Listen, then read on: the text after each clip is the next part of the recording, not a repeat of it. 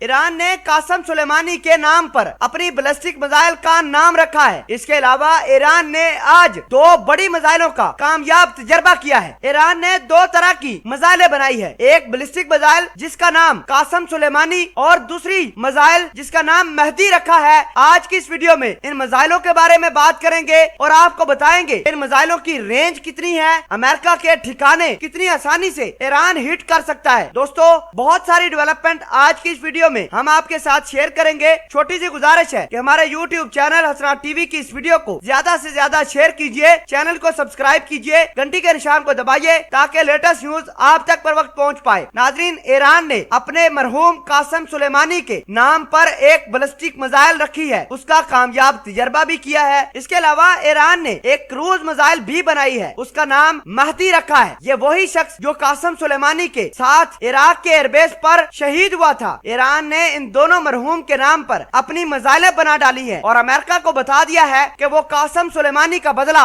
जरूर लेगा। ईरान के वजीरे दफा आमर हतामी ने कहा है कि कासम सुलेमानी बैलिस्टिक मिसाइल की रेंज 1400 किलोमीटर है, जबकि अबू महदी क्रूज मिसाइल की रेंज 1000 किलोमीटर से ज्यादा बताई जा रही है। दोस्तों, ईरान ने इन मिसाइलों का कामयाब तजर्बा भी किया है। अमेरिका ने यह कहा है कि ईरान की मिसाइल टेक्नोलॉजी को मजीद ताकतवर और खतरनाक बनाने के लिए चाइना लगातार ईरान की मदद कर रहा है। चाइना की मदद के बगैर ईरान खतरनाक किस्म की बैलिस्टिक मिसाइल नहीं बना सकता। दोस्तों, आपको ये बता दें कि जो ईरान ने नई बैलिस्टिक मिसाइल बनाई है वो अमेरिका के फौजी ठिकाने जो कि इराक के अंदर मौजूद हैं उनको बड़ी आसानी से टारगेट कर सकते हैं, क्योंकि ईरान के वजीर दिफा आमर हतामी ने इस बात का ये दावा किया है कि अमेरिका के जितने भी ठिकाने अरब के अंदर मौजूद हैं अब वो ईरान की रेंज में आ चुके हैं। ईरान लगातार इराक के अंदर मौजूद अमेरिकी ठिकानों को निशाना बना रहा है। कल भी अमेरिका के ग्रीन जोन के अंदर मौजूद एम्बेसी को टारगेट करने की कोशिश की और ईरान ने 3 रॉकेट धमाके किए। दूसरी जानब गल्फ के अंदर ईरान का एक और दुश्मन सामने आया है, उसका नाम UAE है। ईरान उसको भी दहलाने की कोशिश कर सकता है। ईरान इन्हीं मिसाइल सिस्टम का इस्तेमाल, इन्हीं बैलिस्टिक मिसाइल का इस्तेमाल UAE के खिलाफ कर सकता है, क्योंकि ईरान के रेवोल्यूशनरी गार्ड ने UAE को यह धमकी दी थी कि वो